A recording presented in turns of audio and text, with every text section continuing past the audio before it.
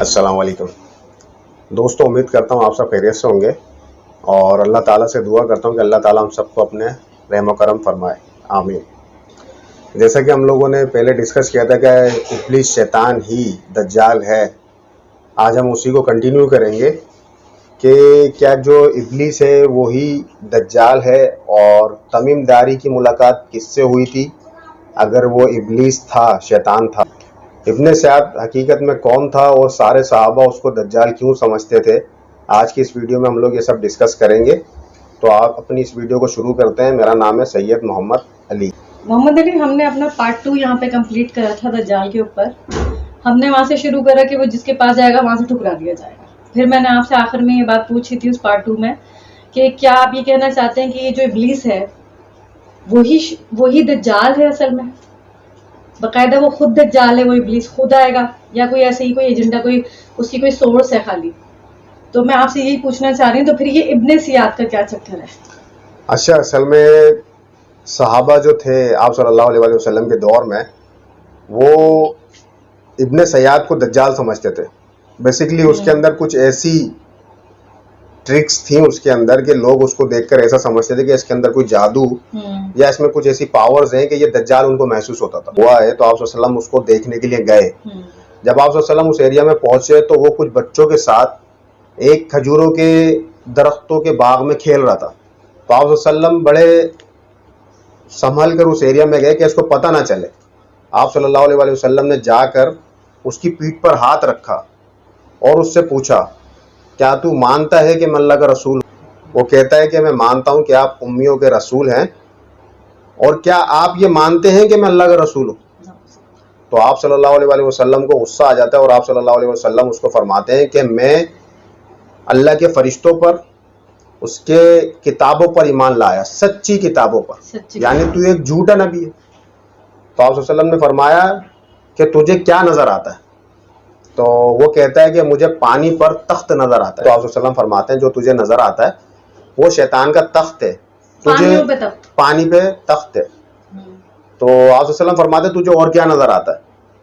तो वो कहता है मुझे दो सच्चे और एक झूठा, या फिर एक दो झूठे एक सच्चा मुझे नजर आता है। तो आप सल्लल्लाहु अलैहि वसल्लम फरमाते हैं कि ये अपनी बातों में गड़मड़ हो गया, यानी गोल मोल घूम गया है, तो लिहाजा इसको जाने दो। अच्छा, इस हदीस से हमें यह पता चलता है कि आप सल्लल्लाहु अलैहि वसल्लम ने आकर जो उसको चेक करा आप सल्लल्लाहु अलैहि वसल्लम ने, तो बेसिकली वो क्या इसमें से जज करना चाह रहे थे आप सल्लल्लाहु अलैहि वसल्लम। इसी के आगे हमें एक और हदीस मिलती है बुखारी शरीफ की। उसमें आप सल्लल्लाहु अलैहि वसल्लम जब इसको देखने जाते हैं तो ये अपने घर में एक चादर में ना मुंह छुपा के लेटा हुआ होता है और कुछ गुनगुना रहा होता है। तो आप सल्लल्लाहु अलैहि वसल्लम फरमाते हैं साहबा से कि हल्के धीमे पांव हमें जाना है और मुझे देखना है कि ये क्या करता है, ताकि हम इस चीज ये मैं पता लगा सकूं कि ये हकीकत में क्या है, कहीं वाकई ये दज्जाल तो नहीं। तो आप सल्लल्लाहु अलैहि वसल्लम जब वहां पहुंचते हैं चुपके यानी दबे पांव वहां जा रहे होते हैं, तो उसकी माँ यानी इब्ने सयाद की माँ उसको आप सल्लल्लाहु अलैहि वसल्लम को अपने साथियों के साथ आते हुए देख लेती है कि आप सल्लल्लाहु अलैहि वसल्लम आ रहे हैं। तो वो जोर से अपने बेटे को बताती है कि आप सल्लल्लाहु अलैहि वसल्लम आ रहे हैं। वो घबरा के एकदम उठ जाता है। अच्छा। तो वो अपने एक चादर के अंदर जो है ना कुछ गुनगुना रहा था, सो नहीं रहा था। वो सो नहीं रहा था, बेसिकली वो चादर के अंदर मुंह छुपा के कुछ गुनगुना रहा था। अच्छा। ताकि देखने वाले को ये पता लगे मैं सो रहा हूं, लेकिन वो गुनगुना रहा था कुछ ऐसे मंत्र आप कह लें या कुछ ऐसी बातें कह लें जिससे वो अपने शैतान से कांटेक्ट में था। तो आप सल्लल्लाहु अलैहि वसल्लम फरमाते हैं अगर इसकी माँ आवाज ना निकालती और इसको बेदार ना करती तो मैं आज ये जान जाता था ये कौन है।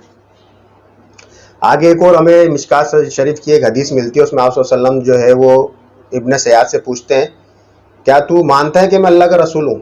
वो कहता नहीं, मैं नहीं मानता। अच्छा। क्या आप मानते हैं मैं अल्लाह का रसूल हूँ? तो आप सल्लल्लाहु अलैहि वसल्लम को गुस्सा आ जाता है। आप सल्लल्लाहु अलैहि वसल्लम फरमाते हैं कि मैं अल्लाह पर और उसके रसूलों पर और किताबों पर ईमान लाया, सच्चे अंबिया के ऊपर, और तुझे क्या दिखता है जो तू ऐसी बात करता है? तो वो कहता है मुझे सच्ची बात और झूठी बात दोनों मेरे पास आती हैं। तो आप सल्लल्लाहु अलैहि वसल्लम फरमाते हैं कि ये वो चीज ही नहीं है जिसका हमें इससे कोई हमें डर हो। तो आप सल्लल्लाहु अलैहि वसल्लम फरमाते हैं इसको छोड़ दो। तो जब ये ऐसी बात करता है तो हजरत उमर रज़ियल्लाहु ताला अन्हु आप सल्लल्लाहु अलैहि वसल्लम के साथ होता है। वो कहते हैं अल्लाह के रसूल मुझे आप इजाजत दें मैं इसकी गर्दन उड़ा दूं। तो आप सल्लल्लाहु अलैहि वसल्लम फरमाते हैं कि अगर ये दज्जाल हुआ जैसा कि तुम्हें लग रहा है تو تم اسے ختم ہی نہیں کر سکو گے. لیکن اگر یہ دجال نہ ہوا تو تمہارے ہاتھ سے کسی بے گناہ کا قتل ہو جائے گا, جو کہ کسی فائدے مند نہیں رہے گا, لیکن وہ قتل بھی ہو جائے گا اور فائدہ بھی نہیں ہوگا. تو حضرت عمر رضی اللہ تعالیٰ نے اس کو جانے دیتے ہیں, یعنی چھوڑ دیتے ہیں, کیونکہ آپ صلی اللہ علیہ وسلم نے فرمایا کہ اس کو جانے دو, چھوڑ دو. اسی طریقے سے ہمیں ایک اور حدیث ملتی ہے کہ آپ صلی اللہ علیہ وسلم نے ایک بار عشاء کی نماز پڑھا کر فارغ ہوئے, اور نماز پڑھانے کے بعد آپ صلی اللہ علیہ وسلم کھڑے ہوئے اور آپ صلی اللہ علیہ وسلم نے سارے تمام صحابہ سے فرمایا کہ یہ عشاء کی نماز سے لے کر اگلے 100 سالوں تک جو بھی انسان اس دھرتی پر, اس زمین پر موجود ہے, وہ آگے 100 سال کے بعد زندہ نہیں رہے گا. یعنی جتنے بھی لوگ اس زمین پر موجود ہیں وہ ان 100 سالوں کے اندر مر جائیں گے. انسانوں کی عمر اتنی ہوتی ہے, کسی کی 70 ہے, کسی کی 80 ہے, کسی کی 90, کسی کی 95, 110 120 کے بہت ہی کم ہے. اور اگر ہوں گے بھی تو اس حدیث کے بعد وہ زندہ نہیں رہے ہوں گے.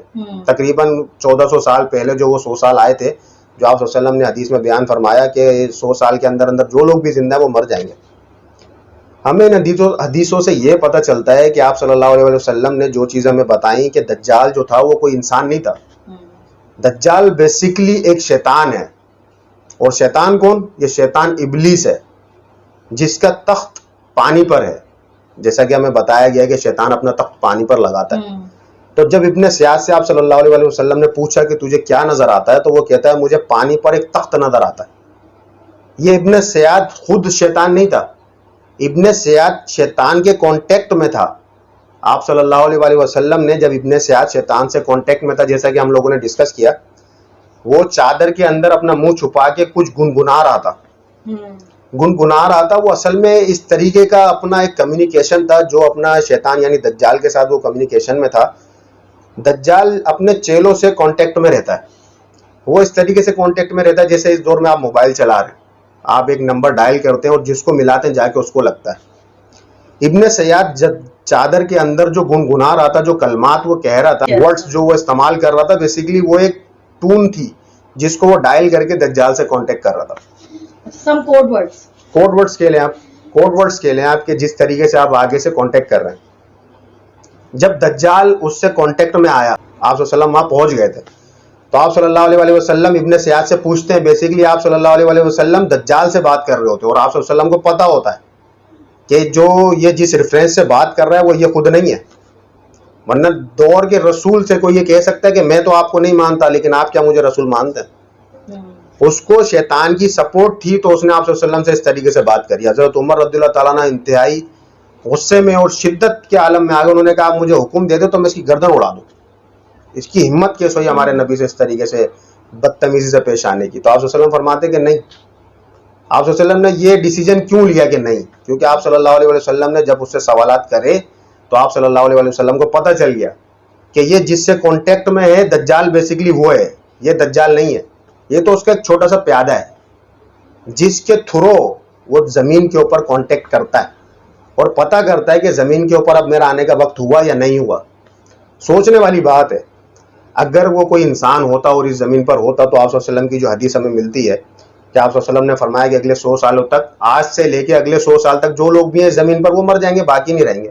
اگر دجال بھی ان 100 سالوں کے اندر تھا, جیسا کہ کچھ لوگوں کا ماننا ہے کہ اگر وہ انسان ہے تو اگر وہ 100 سالوں کے اندر وہاں ہوتا تو 100 سال میں مر چکا ہوتا. اس حدیث سے ہمیں بیسیکلی تو سب سے پہلے تو ہمیں یہ بات پتہ چل گئی کہ وہ انسان نہیں ہے, ایک جن ہے.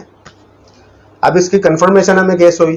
ہمیں حدیث بتاتی ہے کہ وہ جب آپ صلی اللہ علیہ وسلم نے ابن سیاد سے سوالات کرے تو ابن سیاد بتاتا ہے کہ میں پانی پر ایک تخت دیکھتا ہوں, جس میں آپ صلی اللہ علیہ وسلم نے کنفرم کیا ہے کہ یہ جو تخت تم دیکھ رہے ہو یہ پانی پر شیطان کا تخت ہے, جہاں پہ شیطان اپنا تخت لگاتا ہے.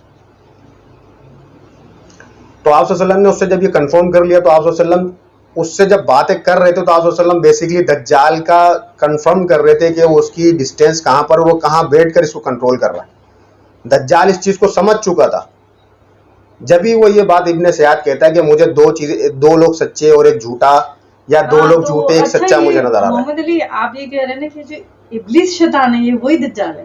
جی. تو تمیم داری کو تو یہ زنجیروں میں بندھا ہوا ملا تھا, جو ہم نے ڈسکس کرا تھا اپنے فرسٹ سیشن میں. صحیح. کہ تمیم داری اس سے ملے تھے, تو ابلیس کیسے زنجیروں میں بندھا ہوا ہے؟ دیکھیں ہمیں جو ہے نا سب سے پہلے تو یہ کنفرم ہونا چاہیے کہ جو ابلیس ہے وہ خود بھی ایک شیطان ہے, ایک جین ہے. اور جیسا کہ سلیمان علیہ السلام کی پاورز کا ہمیں بتایا گیا ہے قرآن شریف میں کہ اللہ تعالیٰ نے ان کو جینوں کے اوپر بھی پاور دی تھی.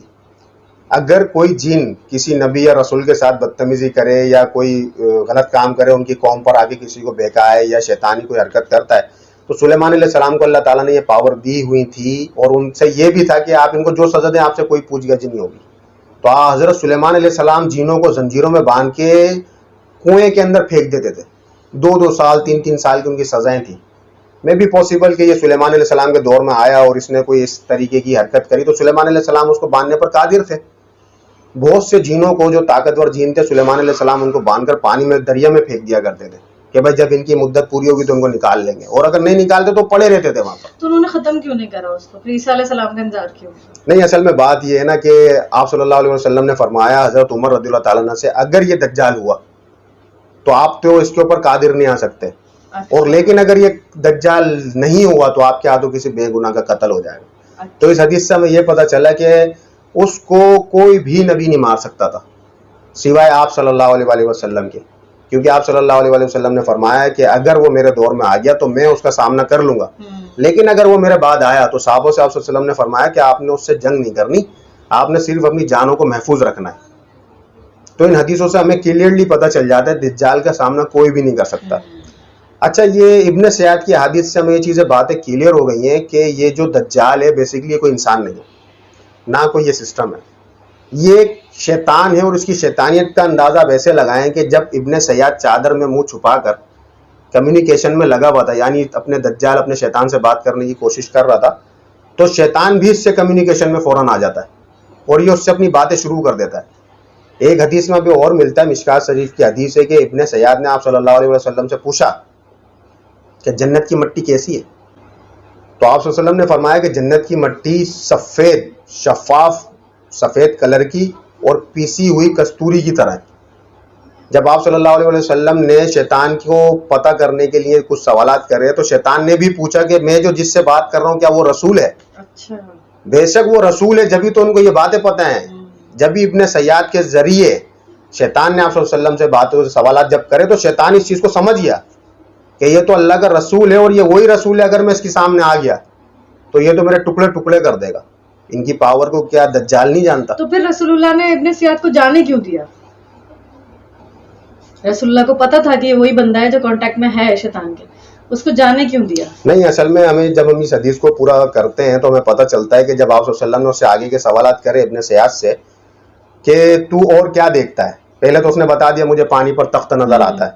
جب آپ نے اس سے آگے کے سوالات کرے تو وہ اپنے سوال کے اندر جب جواب دے رہا تھا تو وہ تھوڑا سا ڈگمگا گیا.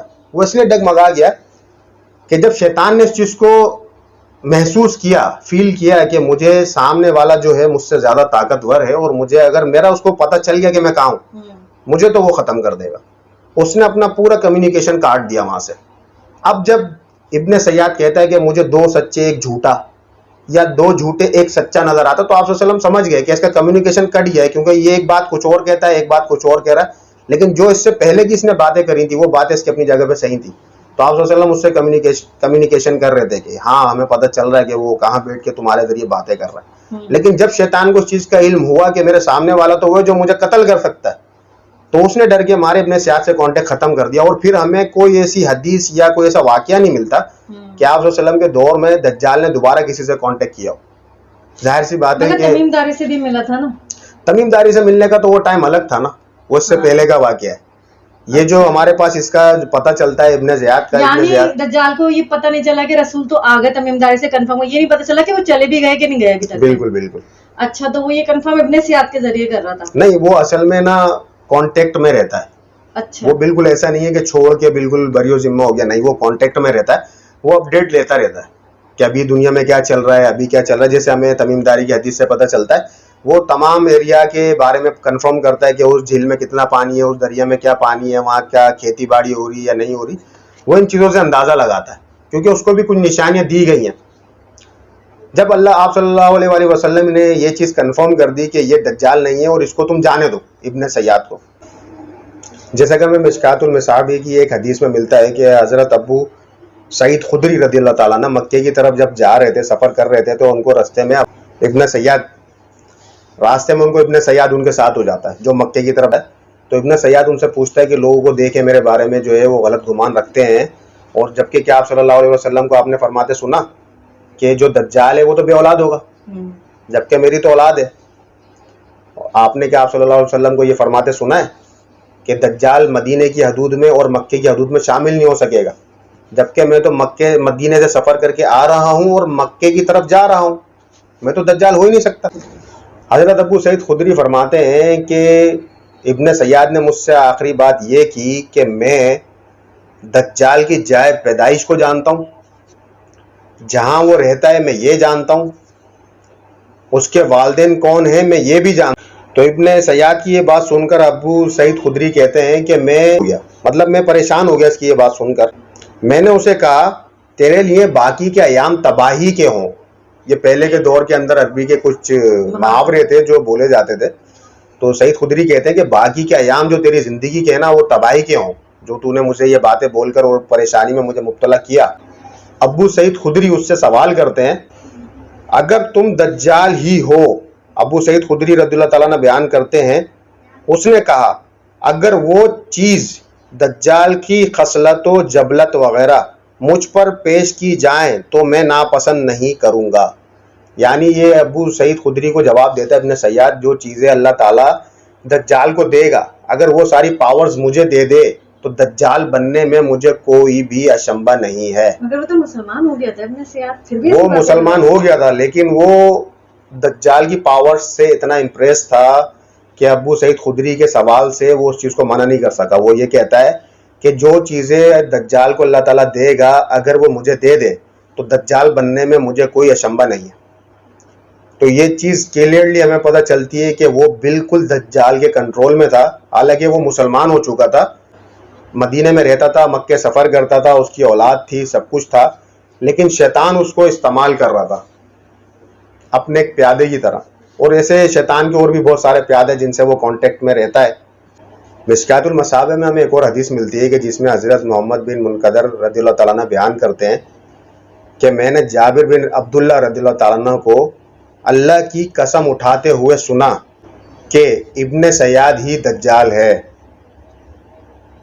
میں نے کہا اللہ کی قسم اٹھاتے ہیں. انہوں نے کہا میں نے عمر کو اس بات پر نبی کریم صلی اللہ علیہ وآلہ وسلم کے پاس قسم اٹھاتے ہوئے سنا لیکن نبی کریم صلی اللہ علیہ وآلہ وسلم نے اس پر ناگواری نہیں فرمائی. آپ صلی اللہ علیہ وآلہ وسلم نے عمر رضی اللہ تعالیٰ عنہ کو نہیں روکا کہ یہ دجال نہیں ہے. تو جابر بن عبداللہ رضی اللہ تعالیٰ عنہ فرماتے ہیں کہ جب حضرت عمر رضی اللہ تعالیٰ عنہ نے قسم اٹھائی تو میں بھی قسم اٹھا سکتا ہوں کہ ابن سیاد ہی دجال ہے. اور ہمیں محمد علی ایک حدیث ایسے بھی ملتی ہے نا کہ ایک صحابی کہتے ہیں تو کیا ہوا، وہ مسلمان ہو گیا تو کیا ہوا، وہی ہے دجال. ہاں بالکل، وہ اصل میں یہ ایسا ہے نا کہ دجال جس سے کانٹیکٹ کرنا چاہتا ہے نا وہ تو انسانوں سے کانٹیکٹ کرتا رہتا ہے، لیکن وہ یہ چیز دیکھتا ہے کہ کون اللہ کے اوپر نافرمانی کرے گا اور شیطان کے راستے پر آئے گا. وہ تو مسلمانوں میں سے بھی ہو سکتے ہیں، کافروں میں سے بھی ہو سکتے ہیں، یہود و نصارہ کسی میں سے بھی ہو سکتے ہیں. جو اللہ پہ بھروسہ نہیں کرے گا وہ اس کا دوست بن جائے گا. جیسا کہ شیطان کہتا ہے نا اللہ تعالیٰ میں تیرے سیدھے راستے میں بیٹھ جاؤں گا اور تیرے بندوں پر دائیں سے بائیں سے آگے سے پیچھے سے حملہ کروں گا. جیسے ابن سیاد کہہ رہا ہے اگر مجھے اتنی طاقت مل جاتی تو میں تو اس کو مجھے دجال بننے کو منع نہیں ہے، مجھے کوئی فرق نہیں اس پڑے کو گا. فرق نہیں پڑتا کہ وہ جلے گا جا کے آگ کے اندر، اس کو بس پاور سے مطلب ہے. اس کو ظاہر سی بات ہے ہر انسان کو پاور چاہیے. جو اس دنیا کی چمک کو دیکھ کر بھیگ گیا تو آخرت تو اس کے لیے. آپ صلی اللہ علیہ وسلم ابن سیاد سے سوال کرتے ہیں کہ تجھے کیا نظر آتا ہے؟ تو وہ بتاتا ہے مجھے پانی پر تخت نظر آتا ہے. تو آپ صلی اللہ علیہ وسلم فرماتے ہیں کہ وہ سمندر پر شیطان کا تخت ہے، کیونکہ شیطان جو ہے سمندر پہ تخت لگاتا ہے. تو آپ صلی اللہ علیہ وسلم فرماتے ہیں کہ میرے دل میں ایک سوال ہے تیرے لیے، میں نے کچھ چھپایا، تو بتا کہ میرے دل میں کیا ہے. تو وہ کہتا ہے دخا یعنی دھواں. اور واقعی آپ صلی اللہ علیہ وسلم کے دل میں دھواں ہوتا ہے. تو آپ صلی اللہ علیہ وسلم اس کو دھکا دے دیتے ہیں اور آپ صلی اللہ علیہ وسلم فرماتے ہیں کہ تو یہاں سے دفع ہو جا کہ تو اپنی اوقات سے آگے بڑھ رہا ہے، لیکن تو اپنی اوقات سے آگے نہیں بڑھ سکے گا، اپنی حیثیت سے تو آگے نہیں بڑھ سکے گا. مطلب یہ تھا کہ آپ صلی اللہ علیہ وآلہ وسلم کو پتا تھا کہ میں ابن سیاد کے تھرو کس سے بات کر رہا ہوں. آپ صلی اللہ علیہ وآلہ وسلم دجال سے بات کر رہے تھے. بیسیکلی آپ اس طریقے سے ایزیلی سمجھ جائیں گے بات کو کہ ابن سیاد سمجھے ایک موبائل ہے. اچھا، ایک موبائل کی طرح، ایک موبائل ڈیوائس کی طرح ابن سیاد استعمال ہو رہا تھا، جس کو دجال شیطان اپنے کمیونیکیشن کے لیے استعمال کر رہا تھا. تو آپ صلی اللہ علیہ وسلم نے فرمایا حضرت عمر رضی اللہ تعالیٰ عنہ کو کہ اس کو مارنے کا کوئی فائدہ نہیں ہے، کیونکہ دجال جب کمیونیکیشن میں تھا تو وہ اس سے کمیونیکیشن کر رہا تھا، لیکن اب اس کا رابطہ کٹ ہو گیا کیونکہ وہ سمجھ گیا ہے کہ میرے سامنے ایک رسول ہیں تو ان کا تو مقابلہ میں کر نہیں سکتا. تو وہ ابن سیاد کو اکیلے تنہا چھوڑ کے وہاں سے اپنی جو لائن تھی وہ کٹ کر کے وہاں سے نکل جاتا ہے. شیطان جو ہوتا ہے، جو دجال ہوتا ہے، وہ ابن سیاد کو بیچ رستے میں چھوڑ کے چلا جاتا ہے. اس کی بات کا تضاد ایسے پتہ چلتا ہے کہ آپ صلی اللہ علیہ وسلم فرماتے تجھے اور کیا نظر آتا ہے، تو وہ اپنی بات میں الجھ جاتا ہے. وہ کہتا ہے کہ مجھے 2 جھوٹے ایک سچا یا 2 سچے ایک جھوٹا نظر آتا ہے. تو آپ صلی اللہ علیہ وسلم سمجھ جاتے ہیں کہ اس کی بات اور دجال کی بات مکس ہو رہی ہیں. جو کمیونیکیشن جس کے رابطے میں دجال کے رابطے میں تھا، وہ یہ رابطہ ختم کر کے بھاگ چکا ہے. دجال خود بات کر رہا تھا تو کانٹیکٹ کلیئر آ رہا تھا، کلیئر آ رہا تھا، ڈائریکٹ جواب آ رہا تھا. ابلیس نے ہاتھ ہٹایا ہے وہاں سے دجال نے، تو اس کے جواب الٹ پلٹ ہو گئے. اس کو یعنی کہ خود سے ابن سیاد کے پاس کوئی نالج نہیں دیا. نہیں، اس کی اپنی نالج بھی تھی، لیکن وہ ایسا رہا تھا کہ ایک سوال کا جواب اس کے اپنے دماغ سے آ رہا تھا اور ایک شیطان کی طرف سے آ رہا تھا. کمیونیکیشن کا ایرر ایک طریقے سے آپ سمجھ لیں جو اس ٹائم ہوا. لیکن آپ صلی اللہ علیہ وسلم سمجھ گئے کہ جس کی سپورٹ پر یہ باتیں کر رہا ہے، ایک رسول سے اس طریقے کا سوال کرنا کہ کیا آپ یہ مانتے ہیں کہ میں اللہ کا رسول ہوں، تو یہ کوئی کم جگرہ دلی کی تو بات نہیں ہے. اور وہ بھی حضرت عمر رضی اللہ تعالیٰ عنہ کے سامنے، دور کے رسول کے سامنے. لیکن آپ صلی اللہ علیہ وسلم سمجھ جاتے ہیں کہ اس کے پیچھے جو پاور تھی وہ اس کو چھوڑ کے بھاگ گئی ہے، اب اس کو قتل کرنے کا فائدہ کچھ نہیں ہے. عمر رضی اللہ تعالیٰ عنہ کو فرماتے ہیں کہ اس کو اب تم جانے دو، کیونکہ اگر یہ دجال ہوا تو تم قتل نہیں کر سکو گے، اور اگر یہ دجال نہیں ہوا تو تمہارے ہاتھوں بلا وجہ کوئی. اچھا، اس نے بعد میں تو اسلام قبول کر لیا. بالکل. تو یہ کیا اس نے سوچا اگر مجھے اس کا ساتھ نہیں ملا تو چلو اس کو ہی پکڑ لیتا ہوں؟ نہیں، اصل میں اس حدیث سے جو ہم نے آگے ایک حدیث ڈسکس کی جس کے اندر ابو خدری رضی اللہ تعالیٰ عنہ پوچھتے ہیں کہ اگر تجھے پاورز مل جائیں تو کیا دجال بننا پسند کرے گا؟ وہ کہتا ہے میں بالکل پسند کروں گا. دور کے اندر جو پوری دنیا پہ حکومت کرے ایسی پاور کس کو نہیں چاہیے؟ ہر انسان کو اس دور میں، ہر بچے کو یہ چیز چاہیے کہ میں پوری دنیا پہ حکومت کروں. تو ابن سیاد تو پھر بھی ایک پورا انسان تھا جس کی اولادیں بھی تھیں، دنیا میں رہ بھی رہا تھا، مدینے میں اس کے گھر تھے، مکے وہ سفر کرتا تھا. ہر انسان کو چمک اور پاور چاہیے. اچھا، یہ دجال کو کیا کرنا ہے پھر حکومت کر کے؟ کیا اس کو بھی ایک دلی خواہش ہے؟ نہیں، اصل میں دجال جو ہے وہ خود سے حکومت نہیں کرنا چاہتا، اس کو کنٹرولنگ کرتا ہے شیطان. جیسا کہ شیطان نے کنٹرول کیا ابن سیاد کو، ابن سیاد کے اندر سے اپنے سوالات کر رہا تھا ابن سیاد کے تھرو، یعنی ابن سیاد کو ایز اے ڈیوائس وہ استعمال کر رہا تھا شیطان. اسی طریقے سے وہ دجال کو بھی ایز اے ڈیوائس استعمال کر کر اس زمین پر آئے گا. بندہ پڑا ہوا ہے مگر وہ بھی آپ کے حساب سے جو دجال بندہ ہوا ہے وہ بندہ ہوا ہے، لیکن کمیونیکیشن سسٹم اس کا چلتا رہتا ہے. بالکل. اگر دیکھیں نا اس کا کمیونیکیشن سسٹم نہیں اور وہ اگر آزاد ہوتا تو وہ تو اس زمین پر خود آ جاتا. وہ کس چیز کا انتظار کرتا؟ اس کو تو اللہ تعالیٰ نے زنجیروں سے باندھ کے جگڑا ہوا ہے.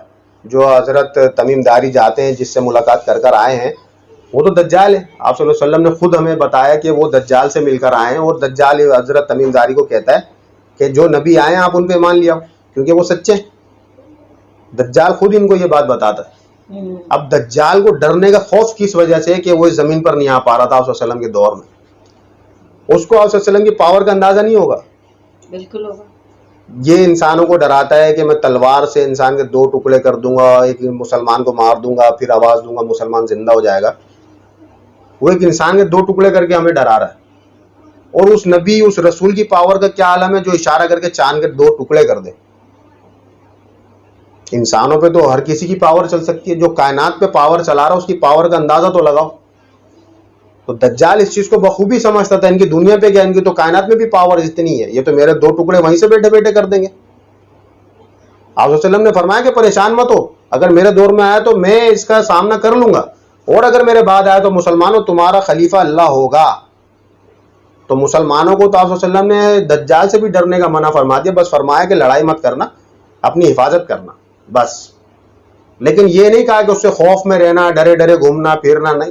آپ صلی اللہ علیہ وسلم نے فرمایا میرے بعد تو تمہارا جو خلیفہ ہے وہ تو اللہ ہے. اور پھر سورہ کہف کی آیتیں بھی تو یاد کرنے کو کہا. بالکل. ہمیں جو چابیاں تھی آپ صلی اللہ علیہ وسلم نے یہ بتا دی کہ سورہ کہف کی شروع کی جو 10 آیتیں اس کا آپ ورد کریں گے، وہ آپ یاد کر لیں. جب اگر آپ وہ پڑھیں گے دجال آپ پر اثر نہیں کر سکے گا. ایک ڈائریکٹ دجال کا تو ہمیں پتا ہے، سورہ کہف پڑھ کے ہم نے آپ کو بچائیں گے، لیکن جو چھوٹے موٹے دجالیت پھیلتی ہے جو اس کے چیلے چپاٹے آتے ہیں، پھر اس سے اپنے آپ کو محفوظ کیسے کریں؟ دیکھیں نا، وہ ایک حدیث ملتی ہے ہمیں کہ آپ صلی اللہ علیہ وسلم نے فرمایا کہ قیامت جب تک نہیں آئے گی کہ جب تک 30 دجال اور کذاب نبوت کا دعویٰ نہ کر دیں، جب تک قیامت نہیں آئے گی. یعنی کہ جب تک یہ دجال اور کذاب، جیسا کہ ابھی जो ये नबूवत का दावा करता है, इब्न सैयाद जो आप वसल्लम से कहता है कि आप मुझे रसूल मानते हैं, ये भी नबूवत का दावा कर रहा है, लेकिन बाद में तो इस्लाम कबूल कर लिया, बाद में वो इस्लाम कबूल कर लेता है, लेकिन नबूवत का दावा उसने लेकिन किया। दिल में तो उसके वही बात थी, अगर मुझे इतनी पावर मिलती तो मैं वो बनना पसंद करता। देखे ना, अब इस्लाम का लबादा ओढ़ के वो क्या इंसान क्या कर रहा है, हम तो दिल का हाल नहीं जानते, लेकिन अल्लाह और रसूल को तो पता था। लेकिन आप वसल्लम किसी को कत्ल थोड़ी करवाते। आप अल्लाह ताला ने फरमाया कि आप वसल्लम को कि आप इनके लिए अपनी जानें हल्कान करते हैं, आपका काम है सिर्फ हमारा पैगाम पहुंचा दें, कबूल करना ना करना वो इनके हाथ में। ऐसे बहुत से काफिर थे जो मुसलमानों का लबादा ओढ़ के हमारे बीच में रहते थे, हमें नुकसान पहुंचाते थे, हमारे लिए बड़ी बड़ी खराब प्लानिंगें करते थे, हमारे रसूलों को नुकसान पहुंचाया, हमारे साहबों को नुकसान पहुंचाया, हमारे दीन को नुकसान पहुंचाया। हमें एक हदीस मिलती है कि मिशकातुल मसाबे में से कि हजरत नाफे बयान करते हैं कि इब्ने उमर रदियल्लाहु ताला अन्हु बयान किया करते थे कि अल्लाह की कसम मुझे कोई शक नहीं है कि मसीह दज्जाल ही इब्ने सैयाद है। इब्ने सैयाद के ऊपर उनको इतना कंफर्म था कि यही दज्जाल है, क्योंकि उन्होंने हजरत उमर रदियल्लाहु ताला अन्हु को भी कसम खाते हुए सुना था, वो भी आप सल्लल्लाहु अलैहि वसल्लम के सामने। मगर वो तो मर गया था ना बाद में उनकी जिंदगी में। हाँ बिल्कुल, इब्ने सैयाद मरा है, लेकिन बात यह है कि जो लोग उसको जानते थे वो यही कसम खा रहे थे कि वो दज्जाल है। आप वसल्लम ने मना नहीं फरमाया। असल में वो लोग यही चीजें देख रहे थे कि जो इब्ने सैयाद था वो दज्जाल जैसी ही हरकतें करता था, जो आप वसल्लम के दिल में बात थी वो बता देता है। आप वसल्लम से वो जन्नत की मिट्टी के बारे में पूछ रहा है, आप सल्लल्लाहु अलैहि वसल्लम ने उससे पूछा तुझे क्या नजर आता है, तो वो बातें वो बताता है जो आम इंसानों को नजर नहीं आती। वो कहता है मुझे पानी के ऊपर तख्त नजर आता है। पानी ये हमारा समंदरों वाला जमीन का पानी नहीं, पानी से मुराद है कि खला में जो अल्लाह ताला ने बताया कि अल्लाह ताला का अर्श जो है वो पानी के ऊपर है, इसी तरीके से दज्जाल भी इसी खला के अंदर जो है अपना तख्त लगाता है। इस जमीन पर वो नहीं रहता, जाहिर सी बात है अगर इस जमीन पे वो रहेगा तो इस जमीन का जो टाइम है, जो टाइम जल्दी जल्दी गुजर रहा है, अगर वो यहाँ पर रहेगा तो उसकी जिंदगी जल्दी खत्म हो जाएगी। तो वो इस जमीन से बाहर रहता है ताकि उसकी उम्र रुकी रहे। सिर्फ वो थोड़ी देर के लिए जमीन पर चक्कर लगाता है या किसी के थ्रू कम्युनिकेशन में कांटेक्ट करता है, किसी भी इंसान से कांटेक्ट करता है, क्योंकि उसके चाहने वाले बहुत हैं। जैसा कि आपको पता है इल्यूमिनाती शैतान की पूजा करते हैं, और भी पिछले बहुत से मज़ाहिब ऐसे गुजरे हैं। इस दौर में भी बहुत से ऐसे लोग हैं जो देखने में मुसलमान हैं या किसी और मज़ाहिब के, लेकिन पूजा वो शैतान की करता है, लेकिन इस जमीन पर नहीं रहता, वो रहता है इस जमीन के बाहर है, और वो अपना तख्त भी वहां लगाता है। से कांटेक्ट है अगर शैतान का, दज्जाल का है कांटेक्ट, तो ये जो है वो रूह टू रूह वाला सिस्टम है। ये कैसे कम्युनिकेशन का क्या कहने का, रूहों को जो भेज दिया, जो आप कुरान शरीफ की आयत का जिक्र कर रहे हैं, तो इब्ने सयाद की भी रूह कांटेक्ट में थी उसके। नहीं, इस चीज को हम बिल्कुल भी नहीं डिस्कस कर सकते, क्योंकि अल्लाह ताला फरमाता है कि रूहों के बारे में हमने इंसानियत को जो है ना बहुत ही कम इल्म दिया है। हमें पता ही नहीं है कि रूह किस तरीके से जिस्म में आती है, किस तरीके से जाती है, रूह की क्या पावर्स हैं, इस चीज को तो अल्लाह बेहतर जानता है। लेकिन जिस तरीके से एक कम्युनिकेशन शैतान की और इंसान के दरमियान थी, वो आप सल्लल्लाहु अलैहि वसल्लम बखूबी जानते थे। लेकिन उस दौर के जो सहाबा थे, जो ये चीज़ अपनी आंखों से देख रहे थे, वो भी इन चीज़ों को नहीं समझ सके थे कि ये बेसिकली इब्ने सैयाद से बातें हो रही हैं या दज्जाल से बातें हो रही हैं। दज्जाल से इब्ने सैयाद के थ्रू बातें की जा रही थी। तो आप सल्लल्लाहु अलैहि वसल्लम बेहतर समझ गए थे कि ये चीज़ जो ये कह रहा है इंसान, जो कहता है कि आप मुझे अपना अल्लाह का रसूल मानते हैं, एक आम सा यहूदी का बेटा, उसमें इतनी पावर कैसे आ गई कि दौर के रसूल से और उनके सहाबा के सामने इतनी बड़ी बात कर दे, जबकि अभी ये नौजवान, इसको बताया गया ये बलूगत के करीब पहुंचा है, अभी बालिग भी नहीं हुआ, अभी जवान भी नहीं हुआ, बलूगत के करीब 13-14 साल का बच्चा इतनी बड़ी बात कैसे कर सकता है। उसके पीछे जो पावर्स थी वो शैतान की पावर्स थी। तो आप सल्लल्लाहु अलैहि वसल्लम इस चीज को समझ गए थे। जब ये मुसलमान हो गए थे, अबू सईद खुदरी के साथ ही जाके ट्रैवल करते, उस वक्त भी उसकी जो चीज थी ना, ये कम नहीं हुई थी कि तुम्हें पता है अबू सईद खुदरी के पास कितना इल्म है, देखो मुझे तो ये भी पता है, मुझे तो ये भी पता है, मुझे, लेकिन मैं तो दज्जाल नहीं हूँ। वो उस वक्त भी उनको इम्प्रेस कर रहा था अपनी मालूमात से, लेकिन अबू सईद खुदरी डर जाते हैं उससे, उसकी इस हरकत से कि यही दज्जाल है, ऐसा ना हो कि मैं इसके फितने में नहीं आ रहा हूँ। तो यानी कि उसके अंदर जो चीज थी, उसकी फितरत नहीं चेंज हुई थी मुसलमान होने के बाद भी, तो क्यों मुसलमान हो गया था वो अपनी जान नहीं, वो असल में देखे ना कि जो तकब्बुर है ना, तकब्बुर इब्ने सयाद के अंदर वही तकब्बुर नजर आ रहा था। हाँ। आप सल्लल्लाहु अलैहि वसल्लम ने जब उससे पूछा क्या तू मुझे अल्लाह का रसूल मानता है, वो कहता मैं मानता हूँ, उम्मीयीन का रसूल मानता हूँ, अपना रसूल नहीं मानता आपको, मैं उम्मीयीन का रसूल मानता हूँ, जो अनपढ़ लोग हैं आप उनके रसूल हैं। तो अगला सवाल आप सल्लल्लाहु अलैहि वसल्लम से करता है कि आप मुझे अल्लाह का रसूल मानते हैं। ये तकब्बुर ही तो था उसके अंदर, और क्या था जो शैतान के अंदर तकब्बुर पाया गया था कि मैं आदम को सजदा नहीं करूंगा। अल्लाह ने पूछा तुझे किस चीज ने रोका, वो कहता है ये तो मट्टी से बना, मैं आग की लौ से बना हूं, मैं इसको सजदा क्यों करूं? तो इसके अंदर क्यों था ये इतनी अकड़ इसमें क्यों? देखे ना, जो शैतान के कांटेक्ट में आ जाएगा वो सीधे रास्ते से भाग जाएगा। अल्लाह ताला फरमाता है कि जिसके दिल में राय के दाने के बराबर भी तकब्बुर हुआ ना, वो जन्नत में कदम नहीं रख सकता। जन्नत में जाएगा वही बंदा जिसके दिल में राय के दाने के बराबर भी तकब्बुर ना होगा। तो शैतान का तो अल्लाह ताला से जो मामला था वो तो यही पाया था कि अल्लाह ताला तू मुझे मोहलत दे दे। अल्लाह ताला फरमाता है मैं तुझे मोहलत दे देता हूँ, लेकिन जो तेरे से भाग गया यानी तेरे रास्ते पे चला, मैं तुझसे और उन लोगों से जहन्नुम को भर दूंगा। तो अल्लाह ताला तो इस चीज़ को बखूबी जानता है। वो अल्लाह आप सल्लल्लाहु अलैहि वसल्लम जब अपनी जान को ऊपर इतना जुल्म कर रहे थे, मतलब कि उन काफिरों के लिए रो रहे थे जो आप सल्लल्लाहु अलैहि वसल्लम को नुकसान पहुंचाते थे, तो अल्लाह ताला ने फरमाया कि आप इनके लिए अपनी जान हल्कान करते हैं। आपका काम सिर्फ इतना ही है कि आप इन तक मैसेज पहुंचा दें, उसको मानना अमल करना ना करना वो इनका अपना मामला है। आप सिर्फ मैसेज पहुंचा दें, और आप किसी को जबरदस्ती इस्लाम के अंदर दाखिल नहीं कर सकते।